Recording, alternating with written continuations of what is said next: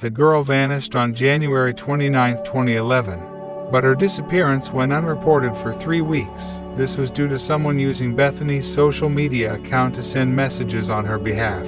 Decker had little to no spare time, constantly busy juggling multiple responsibilities. In addition to her job as a waitress and her studies at George Mason University, she had a young son, a husband, and another man in her life.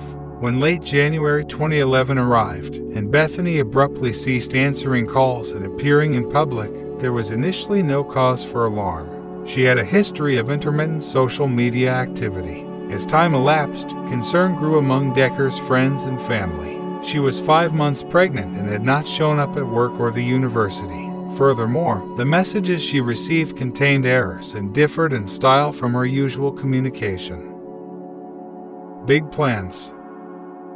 Bethany Ann Decker, born on May 13, 1989, in Fredericksburg, Virginia, was a visionary with lofty aspirations for her future. Upon graduating from Stafford High School, she embarked on her educational journey at George Mason University, where she chose to pursue macroeconomics. Both her teachers and peers recognized her evident talent for the subject and had strong faith in her potential for remarkable achievements. As part of a student project, the 19-year-old Decker penned a letter to her future self, outlining some remarkably ambitious objectives: to find love, start a family, kickstart her career, and explore the landscapes of Europe. While a few of these dreams would soon become a reality, others remained elusive. In 2009, Bethany accomplished 2 of her aspirations when she married Emil Decker, a member of the American National Guard, and subsequently became pregnant. Just 6 months later, she and Emil welcomed their son into the world, naming him Kai. Love triangle. In early 2010, Emil was deployed to Afghanistan, leaving Bethany to grapple with an overwhelming load of responsibilities. Realizing she couldn't manage everything at once, she sent her son to stay with relatives in Maryland and concentrated on her studies and her job as a waitress at Carrabba's Italian Grill in Centerville. While working there, the attractive Decker captured the attention of Ronald Roldan, an immigrant from Bolivia who was a decade her senior. They soon embarked on a romantic relationship, and by September 2010, Bethany had moved into his apartment.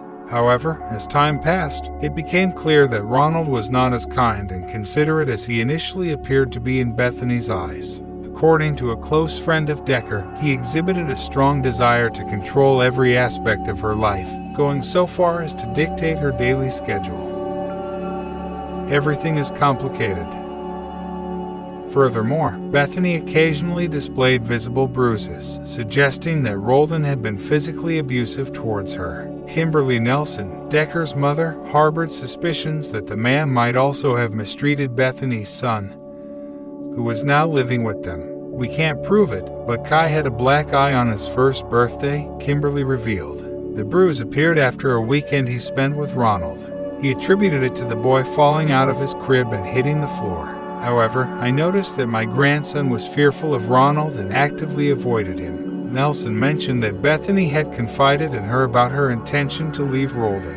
But, complicating matters, she learned that she was pregnant around the same time, creating a more complex situation. During late January 2011, Bethany's husband returned from Afghanistan for a brief leave, and Bethany attempted to reconcile with him. It appeared that he was aware of his wife's infidelity, though perhaps not the full extent of it, as they almost immediately embarked on a joint week-long vacation to Hawaii in an effort to mend their relationship.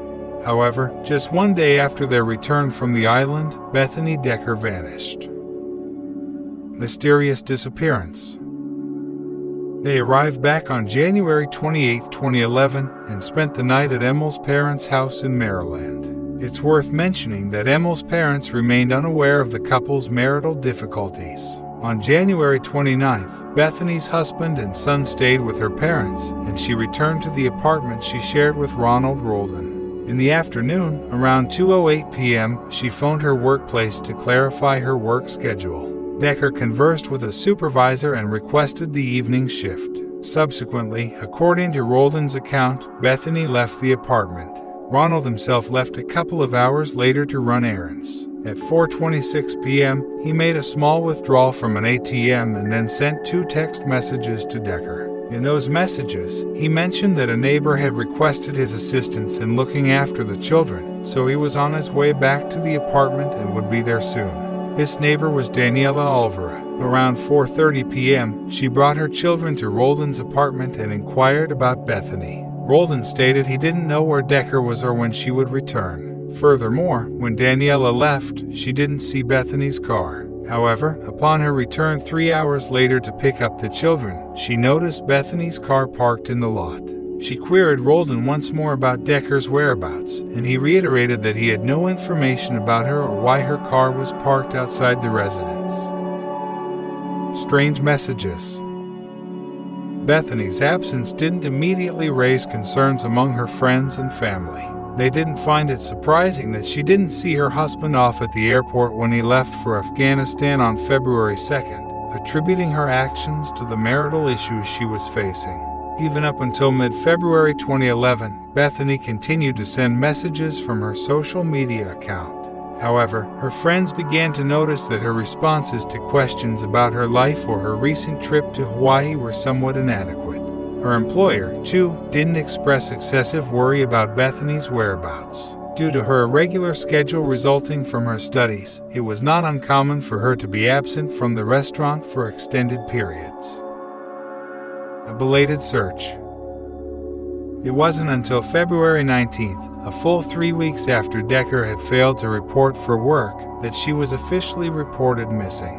The police took charge of the investigation into her disappearance, and Bethany's car remained parked in front of Ronald's residence. Detectives probed her acquaintances and ultimately found her car keys at Roldan's mother's house. Initially, the discovery of the keys appeared to be a promising lead, but it was possible that Bethany had left them at Roldan's mother's house herself, considering their amicable relationship, with her even having keys to her home.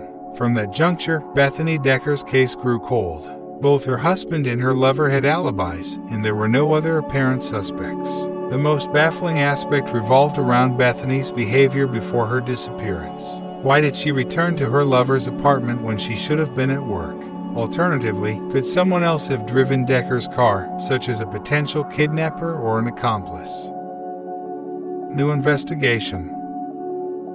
On November 9, 2020, Ronald Roldan faced charges of kidnapping Bethany Decker, and in December of that year, he was additionally charged with murder. The question arises, why do the police believe Roldan is responsible for Decker's death?